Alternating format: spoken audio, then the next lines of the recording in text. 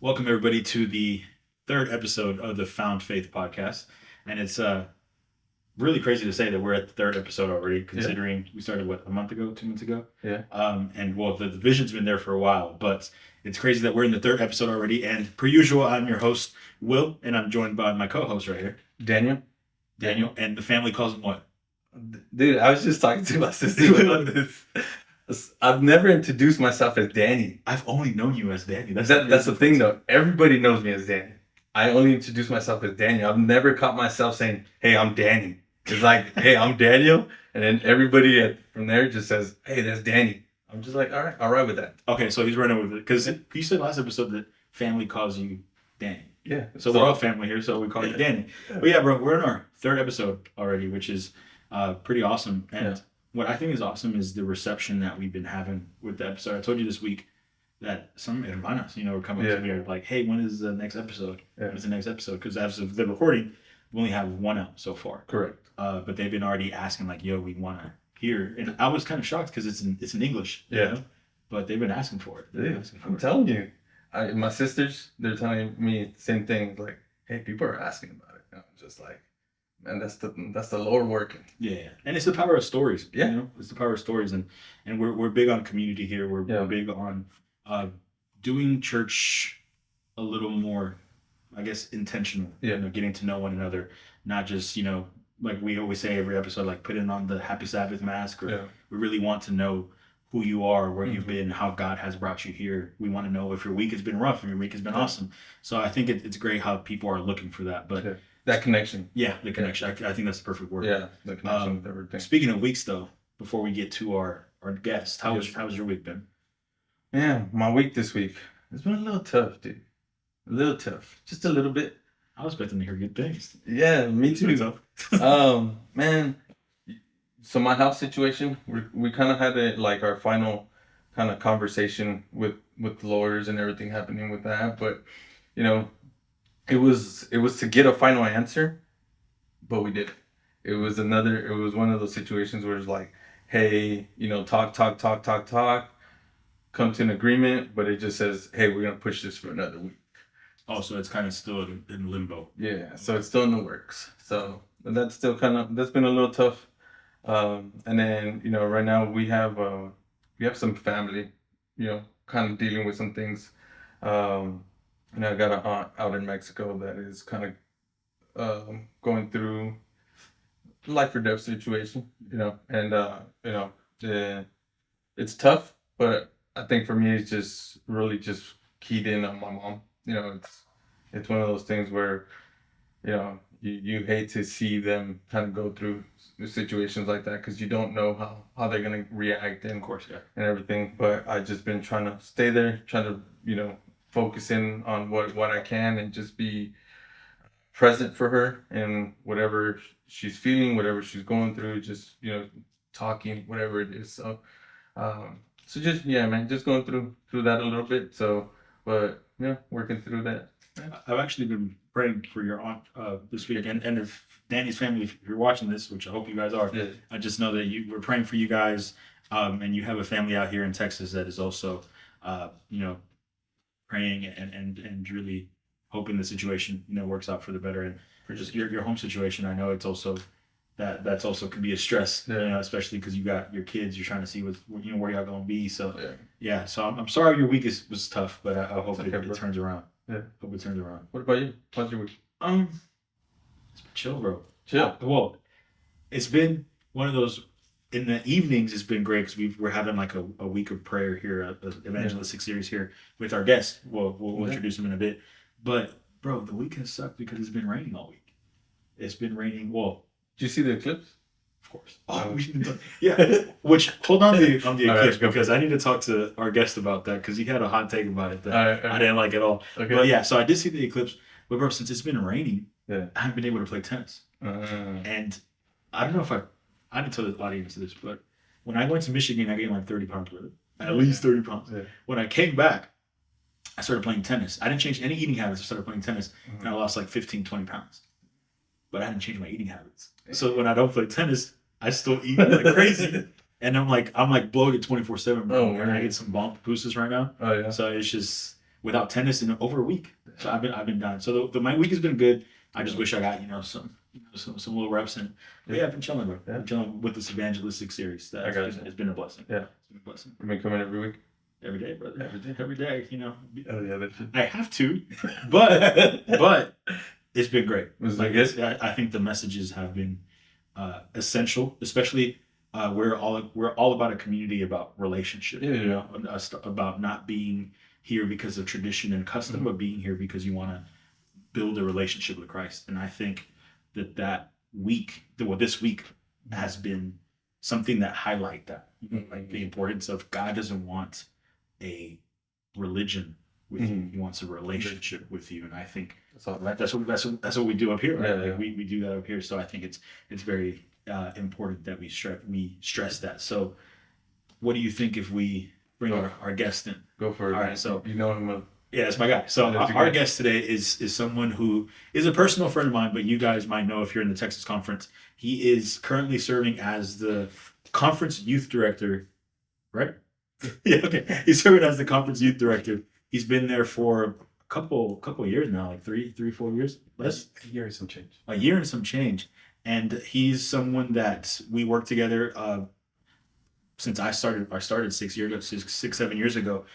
He is someone I consider a friend, a mentor, someone who is really about what we are doing here today, right? So we're going to bring in Pastor Ponciano, Chris, or Pastor Chris as he is known, and we're going to... Welcome, Chris. Welcome. Thank you. I appreciate you. We're To the audience, what's up? we're really excited to have you today, bro. Because when we started the podcast, I was like, oh, while we are in the process of recording episodes, we knew you were going to be here, and we thought it would be great if you were on here in this podcast. And this podcast is something that Danny actually spearheaded, because he came up to me and he was like, I feel like we're trying to build a community, but we don't really know each other's stories, right? So tell me a little bit why yeah, man. I think it was really just like you said, this story, and then just kind of what's happening now. People intrigued with how everything's how people just talk about their life, a little bit of their journey with Christ, right? From the start, just of how they found their faith, going through the motions of the struggles, and then just being able to get to a point where they are very content with their walk. And it's always going to be a struggle at times, but you always get to a point where you're like, hey, I'm rocking with God regardless of what's going on. And I think that's what a lot of people have enjoyed so far, like the one episode we put out. But you gotta watch, by the way. Yeah, you gotta watch. But even then, like just the conversations that I've had with our community, that's really the talks I end up having. Hour-long talks with people, and I think that's where I was telling Will, I was like, hey man, this is gonna be different. This is gonna be different not only for our community, but like for our church and everything. And I'm glad to see, like, just with one episode out, it's like everyone's like, Yeah. hey, we want more. And that's kind of what I want, man. There's something to that. The reason why that is because we have this inherent desire to connect. Yeah. We're designed that way. We were created that way. And the one way to connect, there is nothing more effective to connect with other humans than stories. That's the one thing too. But before we continue, Pat, you're about to get into theology right now. Tell us about you. Who are you? You know what I'm saying? Like, introduce yourself, because we're going to get into that. But we want to know about who is Pastor Christian Ponciano. Who is this man? That's a little bit of where you're from. Okay. A little bit, a little bit of back history, and then kind of what you do. Okay. Yeah. Yeah. So I was born in the Dominican Republic. I was born and raised in the Dominican Republic. Little third world country, little island, most beautiful island in the whole entire Caribbean. Whoever, depending on who's watching, they're gonna have a debate with this. But the Puerto Ricans would like to say it's theirs, but we all know it's the New York. But in that, I grew up. I moved against my will. My family moved here to the United States when I was 16 years old, to New York City. Okay. We came to New York City, and that's basically the rest is history, brother. That's where we landed. That's where I built a foundation into a brand new country, a brand new language, a brand new culture, a brand new everything, brand new friends. Everything was so new. But you knew English though. I did not. No? I did not. You learned it at 16 then? I learned English when I moved into this country. Yes. So you picked it up quick then. Yeah, it's because I loved English. I always thought it was so cool. Like if you spoke English and me growing up, and I was like, yo, you speak English. So I always thought it was so cool. But pro tip for my migrant people, pro tip, this is really what moved me over the edge when it came to the language. I came in here, I was so frustrated because I couldn't understand anything and I couldn't say what I wanted to say. So I forced myself. And the way that I did that is I decided, and this is hard, all the music, all of the entertainment that I consumed, my phone, everything, I flipped it to English. I had no idea what he said. I remember watching the Iron Man movie like 7 times, the first one that came out. 2008. Yeah. I moved 2005. So you went cold turkey. See, I just went and I tried to, and no subtitles, no nothing. Okay. I'm like, I'm gonna get this, and until I get it, I'm just gonna keep on watching it. And then context clues. I started using context clues and learning what words meant, and that's how I was able to pick it up. And about, man, I was already understanding. So what grade were you in? What grade did you go to? I was about to graduate high school in the Dominican Republic. I was on my graduating class since pre-K. In this Adventist, this little Adventist school in my town, and I was already about to graduate, and then we moved in September. So it was like second month of my senior year. It was devastating. Oh, dude, yeah. It was devastating. Yeah, it was devastating. Yeah. And then I moved here, and the Americans like to do one thing when you move from another country. They love to push you back a grade. And so I came in here starting a junior year. So you had extra years. Yeah, but you know what though? I'm grateful for that because that greatly helped me with my English. Gotcha. Greatly helped me with at first I was sour. I didn't want to be here. I was so mad, but that's how I felt about Texas, man. Really? When I moved from California to Texas, man. But like I don't know if I ever told you. Whenever we moved to Texas, my dad was like he's a jokester. So he told me, I was like, hey, we're gonna move to Texas. We're gonna live in a farm. You're gonna ride a horse to school. A revolver. Everything. I moved to the Spurs. Everything that back then, California, where Texas was just cattle, farms, horses. And then you got to Dallas. You're like, what? Yeah, This is not what I. Yeah, dude, he made me cry thinking about moving to Texas, but I got here and it was, okay, it's not what it was, But then you think like, you moved from DR, to New York, bro. Yeah. Like I feel like that's different. Like that's because I don't know anything about DR, but I'm sure it's not as populated as New York. No. Yeah. Like, did you live in the city? Yeah. So I lived in a city in the suburbs of said city. Oh, you're talking about when I came here? Yeah. Oh, I'm from Manhattan. Manhattan. I'm in New York City. I thought you were about to say Brooklyn, Queens. None of that. Manhattan. I'm from Manhattan. Spanish Harlem. Okay. So you grew up in DR, you moved to New York, and currently married. I am. Yeah, with 2 beautiful children. That's right. You met your wife in New York, right? In New York. Like in the school or what? Nah, it was. I was an area coordinator for youth ministries for the Greater New York Conference, and I've always been super involved in everything youth ministries, specifically. One thing you got to know about me, club ministries. Oh, bro, we know her. He's super into. So in our community, we have like the equivalents of Boy Scouts, is Pathfinder. Yeah, that's right. Yeah. Master Guides, and Ponciano is 100%. That's man. I'm so grateful. I believe that's one of the tools that God has used to save me. It is one of the most, like when it comes to the Adventist Church, I think it's the ministry that's responsible for the most. Yes. So it's the ministry that in which we have the most percentage of retention and evangelism in the whole entire. Yes. Why do you think that is?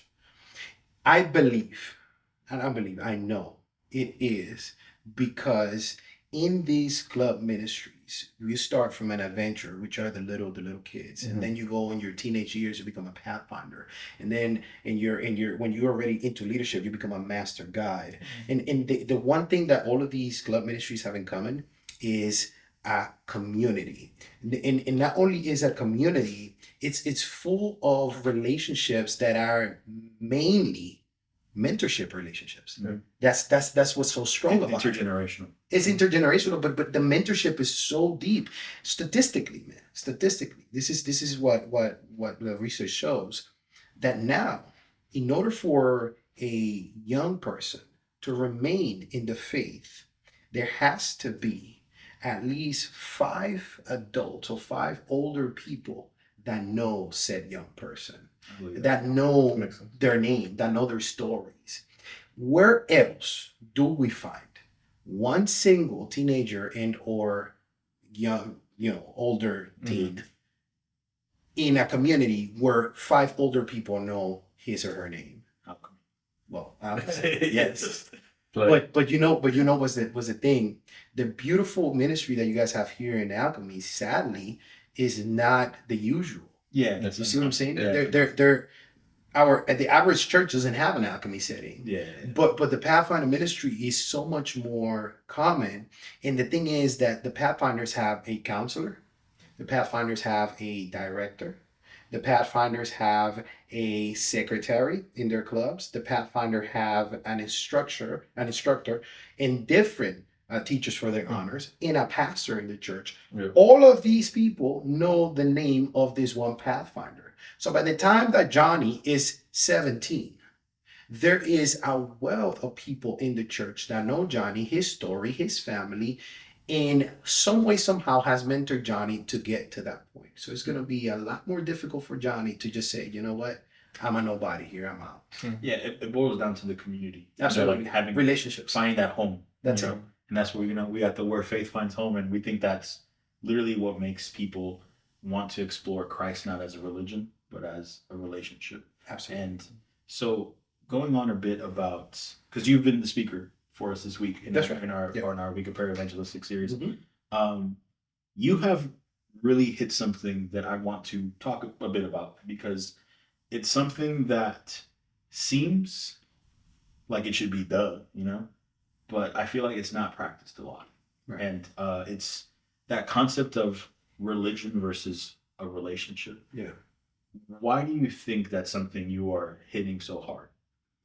Because unfortunately in the Christian circle, and very, very much so in our particular denomination, it is so easy to do religion. Matter of fact, we are shaped to do religion. We're shaped. Since you're little, since you're in little Sabbath school, you're taught, do this. Why? It doesn't matter. Do this. This is what we do. We're Seventh-day Adventists. We do it this way. And so you grow up doing all these things, having no idea why is it that you're doing all this stuff.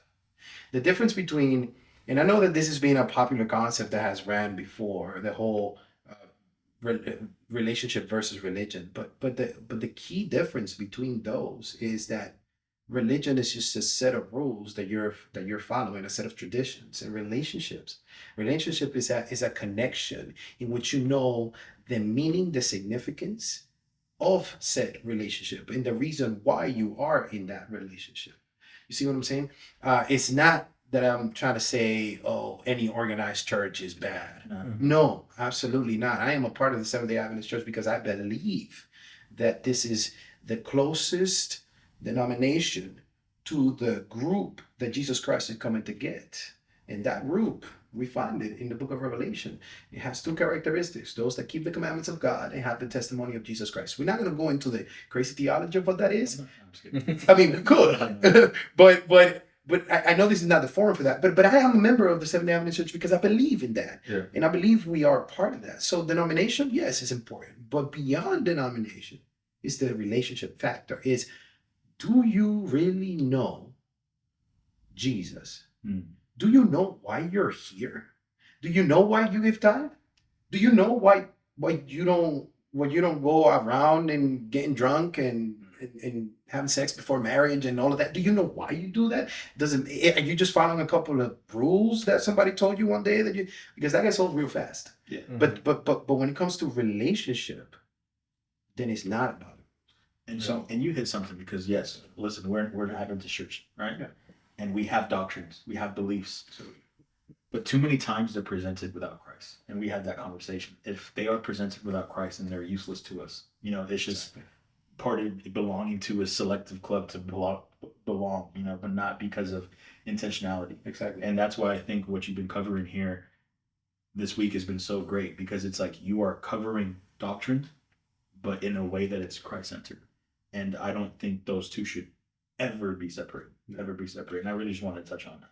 Yeah, no, that's when you run into trouble. That's when you start hurting people with the word of God. That's when you start bashing people. That's when you start separating from them and me and us and them. Call it what it is. It's legalism. Exactly. And yes, that's exactly what it is. It's what was the difference between the 12 the 12 rascals that Jesus had running around behind him and the Pharisees that were so well established and polished. What was the difference between them? It was a relationship. It was you can't put it more clear than that. And so yeah, I absolutely agree with you. At the moment that we become so focused on a set of traditions or on a set of beliefs that the relational factor gets taken out and Christ gets taken out of it, then that's where we become this, for example, here in America, that toxic patriotism, right? That toxic patriotism. USA, you see what I'm saying? That's fine. I'm all USA. I have renounced my other nationality. but you know what I'm talking about. Yeah. We become too indoctrinated.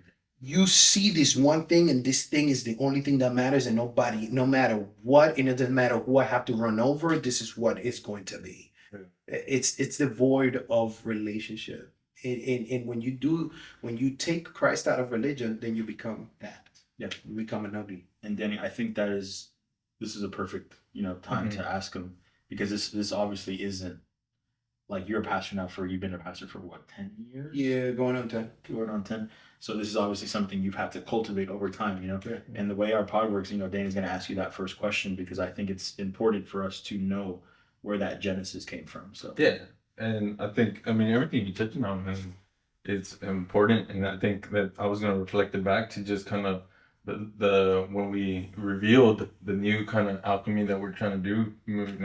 Will even talked about that, about how it's really more about your relationship with God than anything else, and we're trying to communicate that to the younger generation, to our community, to fixate on that instead of everything, not everything else completely, ignore everything else completely, but the first thing first, that's your primary relationship.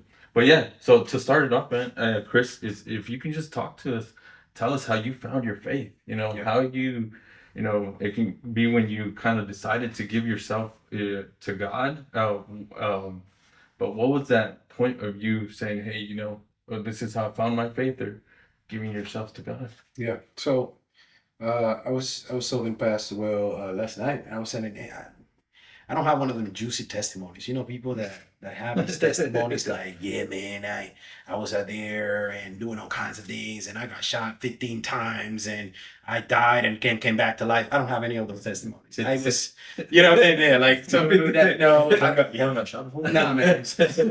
Weird. No, I grew up. I grew up in a small family. Me, my dad, my mom, and my brother. My parents got baptized when I was around 5, 6. Okay. They got baptized. I was very young. So when people ask me, I always tell them, yeah, I was born in church. I never known anything else. I do remember vaguely when before my parents got baptized, there was a bunch of bottles of liquor in that kind of like showcase at the house, and then it wasn't there. So but there's nothing that affected me because what did you do before 5? You don't do anything. It exists. You know what I'm saying? So that's why I say yes. I was born in church. I do remember the man coming in every week, coming in, giving Bible studies, and I would listen, and I would listen, and I would listen. And my parents got baptized. I was still young, and then I came to the age of 10, and I was like, I want to get baptized. I want to get baptized now. No. I know. I went through the whole round of Bible studies. You guys didn't see me, but I was there listening every day, and now I just have this passion. I want to go for it. And my dad struggled with that a little bit. If you know, what made you want to even consider that at 10 though? Yeah. I just wanted to be a part of this. I wanted to be committed. Mm-hmm. Like I just wanted to be part of it. It felt almost like belonging to an exclusive club type of thing. So I grew up in a very traditional Adventism place. In other words, you couldn't have communion if you weren't baptized. I wouldn't have got that from you actually. Yeah, well, that's me. That's the background. And in order for you to have any sort of like leadership, you have to be baptized. You have to be this. And so to me, baptism was this entry point into this elite place. And I wanted it because I also wanted like, hey, I want to be cool with Jesus. Like I want to be in with Jesus. And so by me being in with Jesus, I'm also like elite at the church. Like I'm at this different level. I can have communion now. I can have communion. I can pick up one little bread. Yeah. You know what I'm saying? Like, man, I get to wash feet. You know what I'm saying? Oh, you were excited, bro, because that felt like that was like you're part of us. Yeah. You see what I'm saying? Like and somewhat accepted. Yeah, you're part of us. Yeah, nobody's excited about washing feet. I'm not excited about washing feet anytime. It's something that I do because of the right of humility that Jesus Christ imposed. Well, not imposed, but taught us. But at that point, it was more a privilege. It's like, oh my goodness, everybody else is washing feet and singing songs and praying with each other, but I'm in this outer circle. I can't go in there. Mm-hmm. So that's what first was that motivation. And I knew everything I needed to know to get baptized because, again, I saw it as the part of entry. And I got baptized, and that's it. I became part of the church officially. I started having my own communion. I was always very involved in leadership at the Pathfinder Club level. Always. I was also a little diaconito at the church.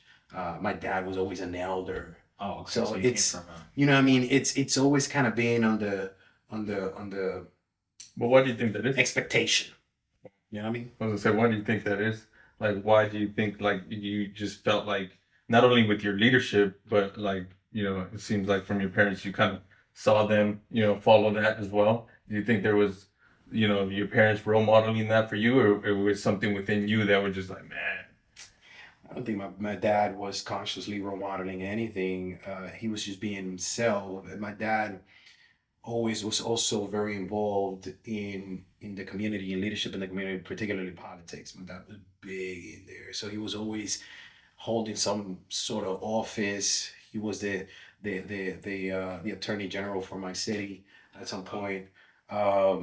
He was also a fire chief for the fire department of my city. So he was ingrained in the community. Big. He was a lawyer. And so, my dad was always in this like circles, you know what I mean? He was always in circles, and I would always see him with this, in every community that he would move, he's moving in the top leadership and people respect them and all of that. So I don't think he's modeling anything. I think he's just being himself, and I'm picking that up and I'm learning, and I'm like, man, I must be like my dad. So let me ask you this, because this was true for me. It's not true for everybody. We had this conversation yesterday. Yeah.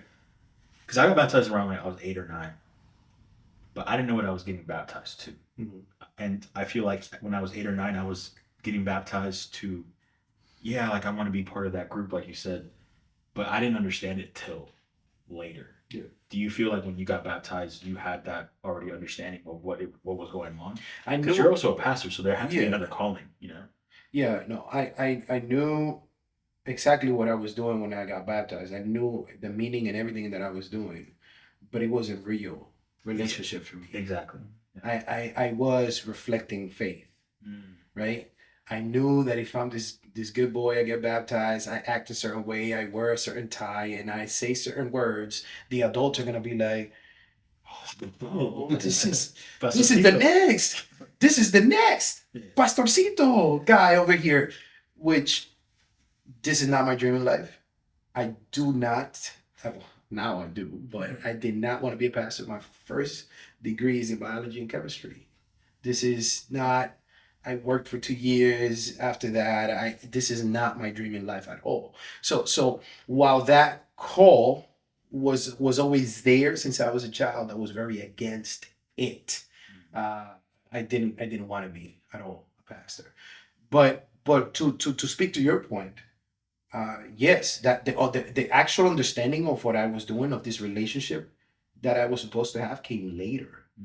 You see, and I battled with that, and it came around the age of 14, and there was something that kind of precipitated me looking into what does it mean. I remember that verse, and it's such a cliche. So here it is, John 3:16. Hey, classic. Which Saturday we're gonna be hitting that, but it hit me so hard at a particular moment in my life where I was feeling left out and alone because some friends that I had, we had gotten.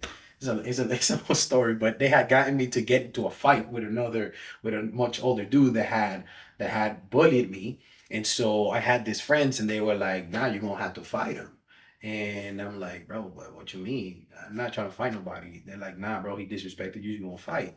And so I was like, "No, but I don't know how to fight. I don't know what I'm doing. I'm a kid." And these other kids, they're like, "Nah, don't worry about it. We're gonna be there for you." So basically, I did something crazy, and I went at this dude. Oh, you fought him? I didn't fight him. Oh. I brought the little Swiss Army knives. Oh, you stabbed him? No, I didn't. I didn't. But I grabbed his neck. I saw him in the staircase once. I grabbed his neck, pushed him on the wall. He was taller than me, so I'm doing this like this. Pushed him on the wall and grabbed the little Swiss Army knife. And I was like, "Yo, it's over. You move. We gonna go at it." But the idea was that I was gonna do that to kind of show like you gotta respect me, and then I was gonna let it go because my friends were gonna come in and they were going to basically beat the dude up, right? Because they knew how to fight. They had much more knowledge of the intricate world of the whatever, and that was the idea. So when I did that, I looked around and man, they took off.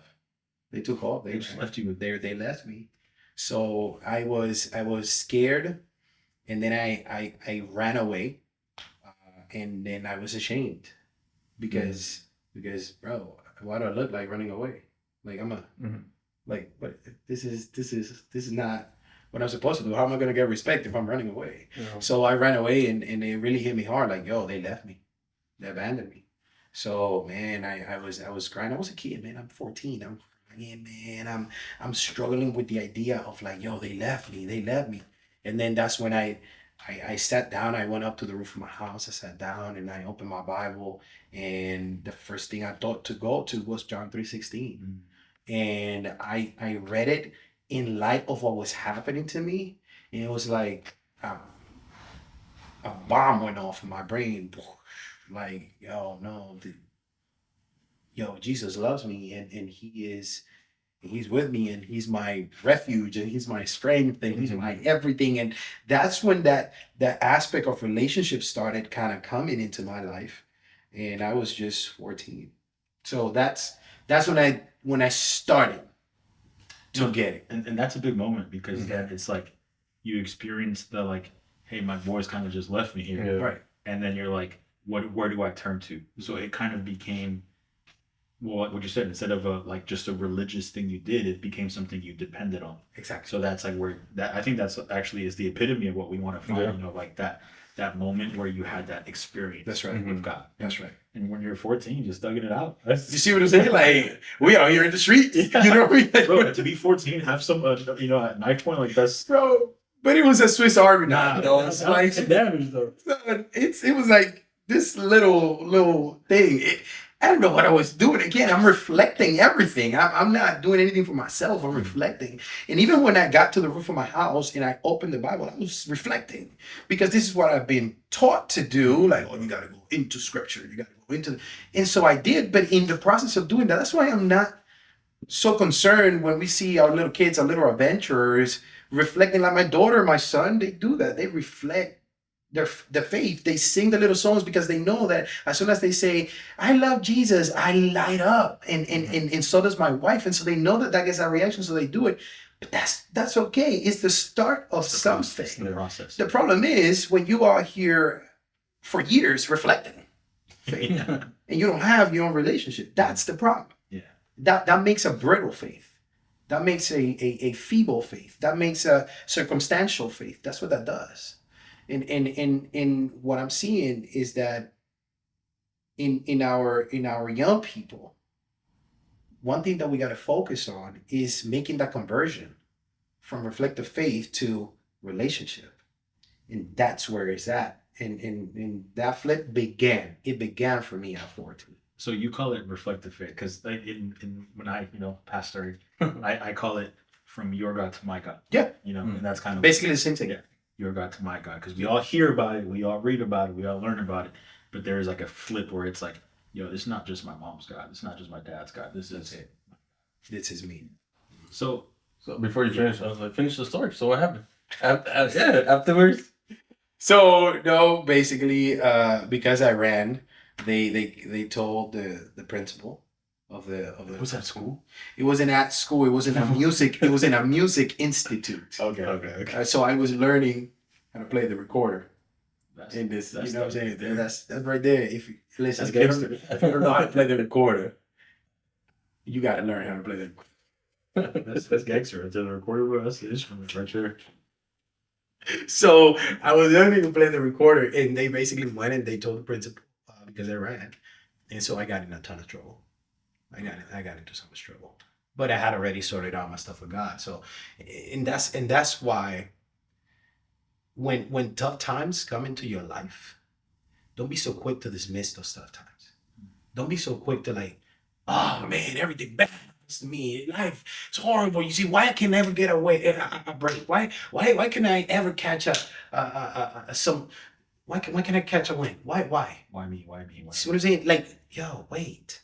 It is in those rough spots, man, that God is gonna meet you. God is rarely gonna meet you in the pinnacle of everything, when everything is fine, when everything's fantastic. Nah, man, God is gonna meet you when it's burning. God is gonna meet you when it's stinging, because that's the only place where you're gonna have the bandwidth to realize who He is. When everything's fine, you don't need nobody. What you need when everything's fine? You don't need nobody. If my friends would have stayed there with me, I wouldn't have gone to that moment with God, because my friends, yeah, they came through for me. That's it. Bet. But because they didn't, and because I was so sad, I went and had that moment with God, and it began something. So since you had that moment, and you finally had that faith that was becoming yours, Mhm. and then you obviously moved to the U.S., you started, going to school, then you became a pastor. And that's why, like, I love asking pastors this, and we asked each other this question yesterday. Like, did you ever struggle with the concept of what your faith was? And, like, how did that look like for you? To me, it was college. Oh, really? It was a low time for me and my spirituality. But again, I say a low time, but it's the highest time, because I needed to go through that experience. Mm-hmm. So I went to an Adventist school. Where'd you go?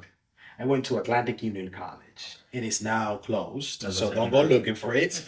I was the last graduating class. Were you really? It's rest in peace. Where was it at? R.I.P. It was in Massachusetts. Okay. Yeah. It is closed. I was the last graduating class, and unfortunate.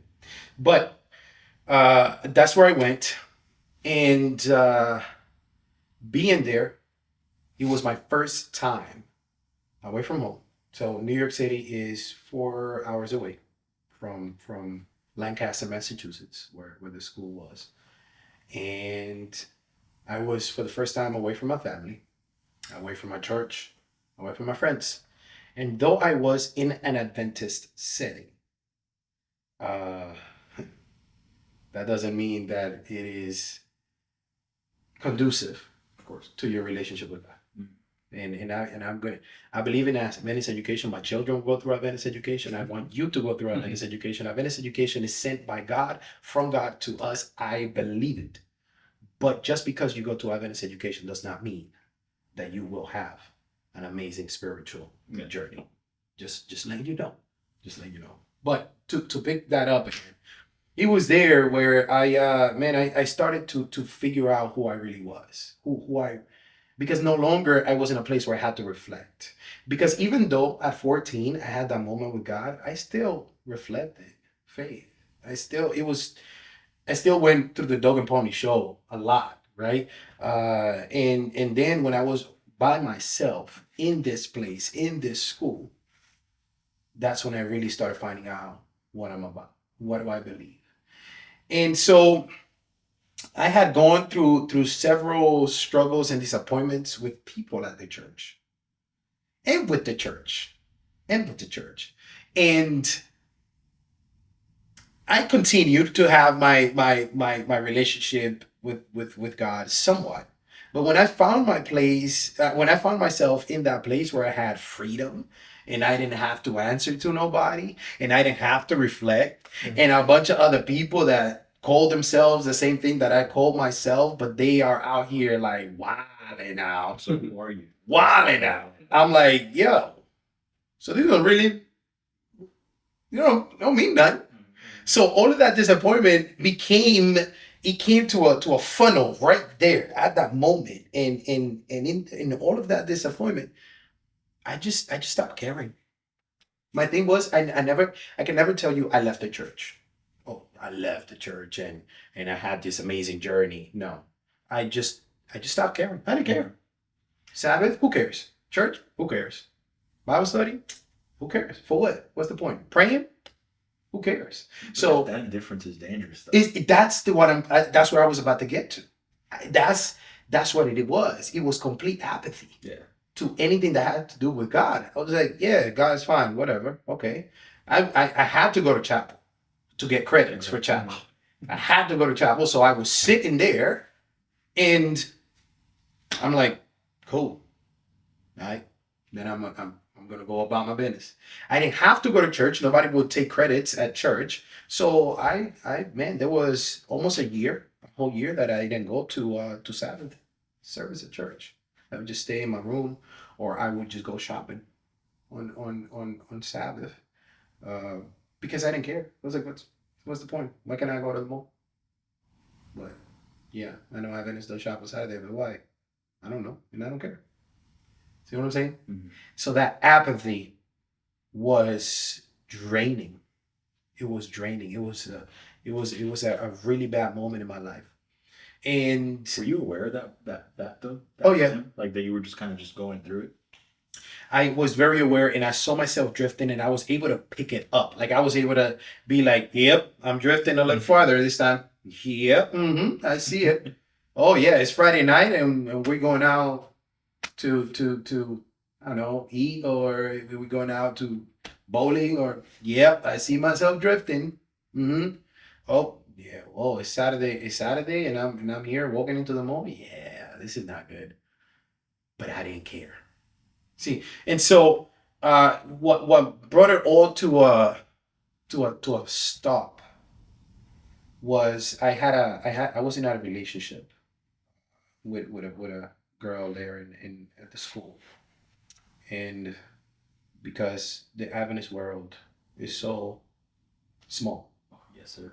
I won't say that. I would say the name of this relationship, but I was in a relationship, and I was cheated on, and that precipitated that. So while I was a slow fade when that moment happened, and she came and she told me, she was like, hey, listen, this happened, and this that, and I was cheated on by an Adventist person in an Adventist in community and environment with another Adventist, it was like, yeah, nah, this is garbage.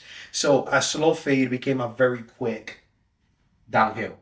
And I completely separated, and that lasted months, man. I told you, almost like a year and some change, and I turned into a very nasty attitude, ugly person inside, especially against her. I went out of my way to humiliate her, to make her feel worthless, and so what?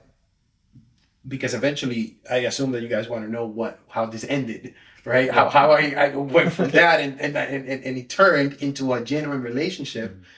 I had a friend that one day after we were in a circle chilling, and she came around, and she was at this point she was also so affected by whatever happened that she herself also had a detachment from God, and she went, and man, it was the worst out there. She was in all kinds of things, and people will come and tell me, and I'm like, I don't care. Good for her. I don't care.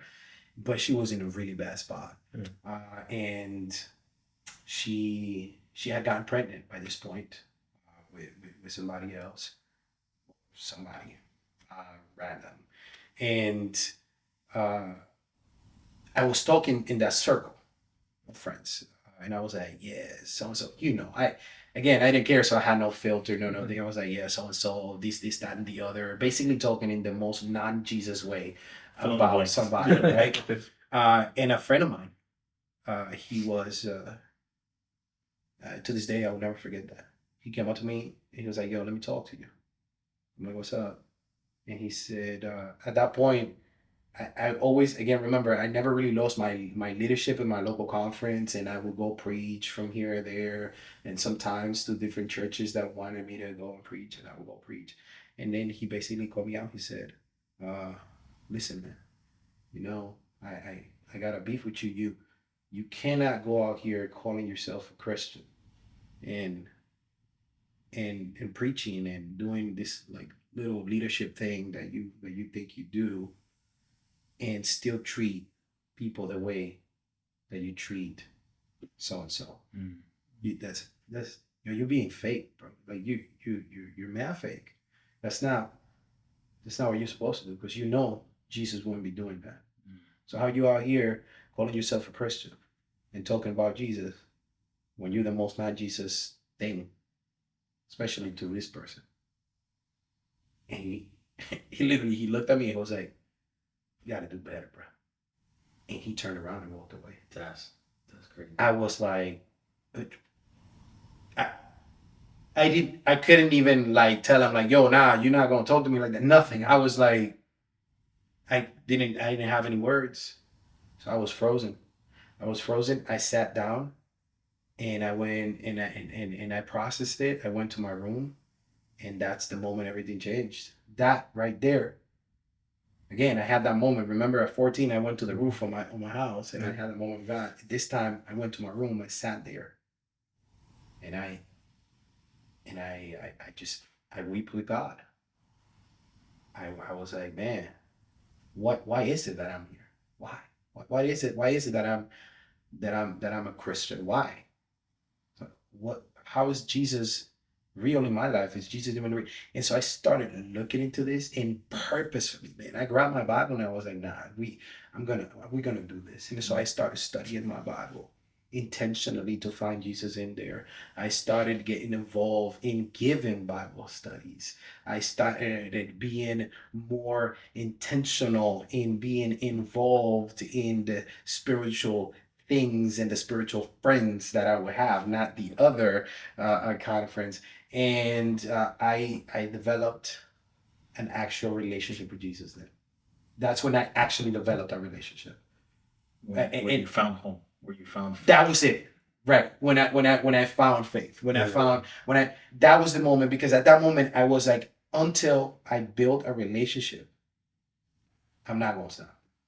So I gotta build it. And to build that relationship, it takes intentionality. So I would get up, I would try to do my Bible study as best I could. I would study the lesson. I got more focus into the in other words, I really made it my purpose to be more like Jesus. I really wanted to. Were you salty at that friend? Were you like, No. what was your attitude towards that friend? Because I know it can be like, nah, this dude is just judging me, or this dude is trying to put dirt on me. But I feel like it had the opposite effect. It totally had the opposite effect. I respect them. I respected them so much for doing that. Yeah. And I'm grateful to this day. I mean, we don't talk like that anymore. It's one of those college friends that came and went. But just for that, every time I see him in a Facebook post, the random time that I go check my Facebook, like, you know what I mean? I'm like, yo, this man, right? I respect him so much because God used them to call me. And the problem is with when we are young, we think that when people approach us on that tip, we make it personal. And the problem with you making it about yourself is that it's not about you. It's what God is trying to do to reach you. Is God trying to reach you? That's the way I choose to see life. Now, don't get me wrong. There are some people at the church who are just they're trying to tear you down. They're purposefully trying to damage you. But even that, it is your choice to let it damage you or let it build you for the kingdom of God. That's your choice. See what I'm saying? And I'm not advocating for nobody to go and disrespect or tear anybody down. But there are times that what you need is a good slap upside the head. That's serious. I'm not even friend. That's what you need. You know what I'm saying? And at that moment, that's what I needed. I was making everything about me. I was in the center of the universe. I was like, yo, you're not gonna cheat on me like that. I don't care about this church, whatever. And God was like, shut up, bro. Like, what you doing? This is not me. This is not what I'm trying to. This is not what I'm about. And so God used that moment to bring me around. And that's how I decided to take it. And the rest is history, man. I believe that was truly the defining moment because I purposed in my heart, I'm gonna find out what it is that I believe. It wasn't even like, oh, I gotta stop going to the store on Sabbath. It wasn't even that I thought. That wasn't even the first thing that went. Oh, I gotta stop listening to this garbage music that I've been listening to. That wasn't even the move. It was like, yo, now I gotta figure it out. Who Jesus is. Why am I here? Why am I believing what I believe? And as that process went, all of these other things started to fall into place. I definitely stopped going to the stores on Sabbath. I definitely started going back to church. I definitely stopped listening to the garbage music I was listening to. I definitely stopped messing around with the toxic relationships I was making. You see what I'm saying? Yeah. But that was it. But behavioral modification wasn't the purpose of what I was doing. It was finding Jesus and the reason why I'm here. That's what brought the behavioral modification. Yeah, it's falling in love first. That's it, man. That's it. And I think, Chris, the reason why your testimony to me is impactful is because of the indifference and apathy. Because I feel like, especially when you grow up in church, it's so easy to fall into that hole of I'm just gonna do it just to do it. I'm gonna do it because it's a custom. I'm gonna do it because it's my tradition. I'm gonna just do it to keep my parents quiet. And we get in a hole where we know but we don't know. And I feel like that's dangerous because it's like you don't know, you don't think there's anything to fix because you're doing the right stuff, but there's no relationship. Absolutely. So I love that people are able to hear this and be like, man, if Pastor Ponciano, Chris, he's someone that 10 years later, he's a leader of the youth and young adults, but even he went through that indifference and how that can help me, and sometimes we need those little spiritual slaps in the face. So that's what I'm saying. Like, welcome that. Don't disrespect nobody. Yeah. But welcome that. See what I'm saying? And to what you said, we have a bunch of professional Adventists and complete and entire ignorant Christians. Professional Adventists, ignorant Christians. To summarize what you said, we know what to do. We know how to do it. We know the traditions, but we have no connection to why it is that we do this. That's what makes me an ignorant Christian, but a professional Adventist. Yeah, you're pro when it comes to Adventism. Oh man, Jesus. Yeah, and even I could defend the doctrines to anybody. But you said you were preaching. You said you were preaching. I was so very interesting. I was preaching, but during that time of indifference, I wasn't doing that much, right? I wasn't doing that much. I was doing previous to that, and then after that moment that I have with God. But during that time of indifference, I wasn't doing much because, again, I was keeping myself out of the circles of the church. So what I never stopped though was Pathfinders. Full circle. Never stopped Pathfinders. I would Saturday afternoons. I'm like, oh man, okay, I gotta go to a club. You said that never stopped though. So like, I didn't go to church at all, but I was like showing up for club because, again, I'm telling you, man, I don't know what I wouldn't be.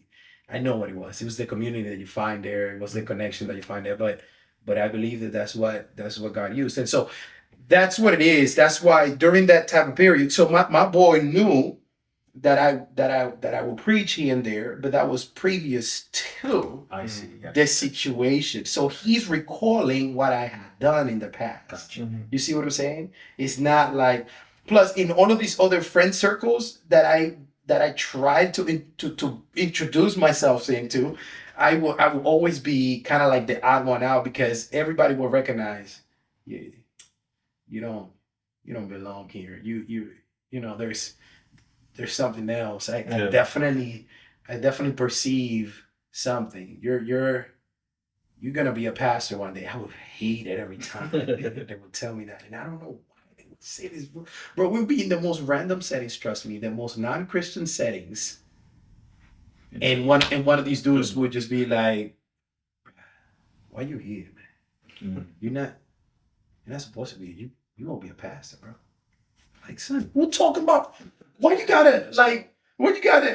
So that's talking about something else. It's how God is always like, kind of like he's threading his story in yours, and he's calling you and all of that. But that to say that my boy was just recalling those previous times. And the reason why I even mentioned that is because similarly, I was in college doing knuckleheaded stuff, and my friends would be like, "Listen, I know you're gonna be a pastor, but just chill and have some fun with us." So it was a different conversation, different testimony time. We'll get that to another episode. So, but thank you so much, Chris, for guiding us through your story. And I genuinely never, I've known you for years now, and I've never heard your story that way. And I think it speaks to kind of the way you do ministry, because you're a very relational pastor. I feel like you have a way to connect a lot with your youth and young adults. So I think that reflects on your story. Yeah. On your story. Yeah. So we really appreciate you being vulnerable and sharing those moments and how to not just reflect faith, but live your faith. Yeah. But bro, I'm going to make you stop talking now because I know you got literally in 25 minutes, 30 minutes, you're about to preach another sermon, because I feel like you gave us a good word right now, bro. Yeah. Anything you'd like to leave off like with our community? Just any last piece of advice that you'd like to leave with them? You can focus to the youth or anything like that. I mean, I would just say find your relationship with Jesus. Find it. If you don't have that now, keep doing what you're supposed to do. And even if you feel like you're going through the motions, keep doing that. His love letter for you, his body of believers. Don't let what you think is the routine pull you apart from what God has for you, because it's through that routine that you eventually are going to fall back into him. And know this. We have this perception that our relationship with God has to be easy. I know I'm not supposed to preach, but you feel me. I got it. Just, but this is the thing. We have this perception as young people that a relationship is just supposed to happen, and that's not true. So stop approaching God with that mentality. Oh, this is natural, and if it's natural, if it's meant to be, it's just gonna happen. God is not a Tinder date. You don't swipe left or right on God. You have to develop this thing with God, right? You have to grow this thing with God. And from nothing to something, it doesn't just happen that way.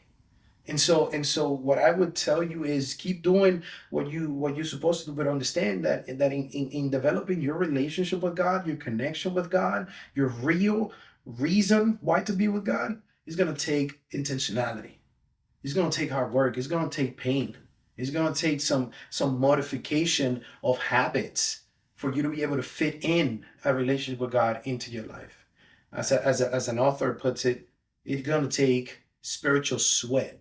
You're gonna have to spiritually sweat in the spiritual gym to be able to develop and strengthen this relationship with God. You're not gonna get it without it. So if you're looking for something easy, this ain't the place. If you're looking for something easy, it's not gonna happen like that. If you're looking for something easy, then there's a million non-denominational churches that are just gonna tell you, come as you are, stay as you are, Jesus is cool. That if that's what you're looking for, then that's where it's at. But if you're actually wanting to get to the meaning of why you've been called to be part of God's people and build that relationship with him, you have to work. And you're gonna have to let him work you. So whatever that looks like, I hope that you don't give up. Don't ever give up. This is a beautiful thing. So that's my advice. Well, we appreciate you, Chris, so much. Absolutely, Chris. Thank you. I appreciate you guys. Yeah, absolutely, man. Thank you. I know that probably went a little longer. I'm a pass. It was beautiful. Oh, yeah. It was beautiful. I'm sure the people, everyone, I mean, I took something out of it. Everyone is going to take something out of it, Chris. Yeah. So thank you for being here with us. Thank you for sharing your story to everyone. Thank you guys for episode 3. Episode 3. You know, we're going to keep going. We're going to keep doing this. You know, we'll definitely love to have you back. Absolutely. And again, everyone, see y'all on the next one. All right, appreciate it. Out. I think I'm freaking on 20 minutes. Carry is the song.